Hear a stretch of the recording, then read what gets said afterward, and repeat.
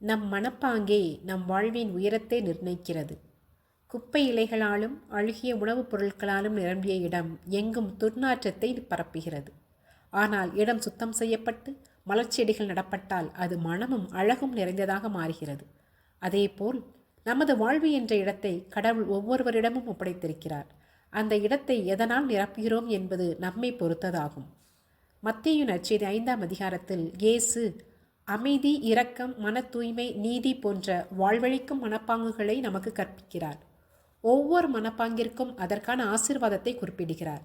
நாம் எதை தேர்ந்தெடுக்கிறோமோ அதற்கேற்ப அதன் கனிகளையும் பலன்களையும் அனுபவிக்கலாம். இவற்றில் ஒன்றான மன தூய்மையை சிந்திப்போம். தூய உள்ளத்தோர் பேறு பெற்றோர், அவர்கள் கடவுளை காண்பர் என்று இயேசு கூறுகிறார். வாகனத்தின் கண்ணாடியில் தூசி படிந்தால் தெளிவாக பார்க்க இயலாது, பார்வை மங்கும். அதுபோல கோபம், அகந்தை, பொறாமை, பயம், பாவம் ஆகியவை நம் உள்ளார்ந்த பார்வையை மங்கச் செய்கின்றன. அப்போது நாம் நம்முள்ளும் பிறரிலும் படைப்பிலும் உள்ள கடவுளின் இருப்பை உணரத் தவறுகிறோம்.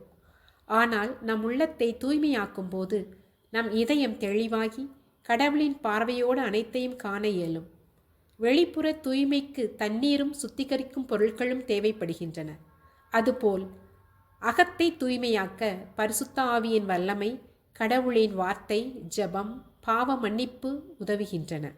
கடவுள் விரும்பும் வகையில் நமது சிந்தனை, உணர்வு, பேச்சு, செயல் அனைத்தும் ஒத்திருக்கும் போது கடவுளை காணும் ஆனந்தத்தை நாம் அனுபவிக்க தொடங்குகிறோம்.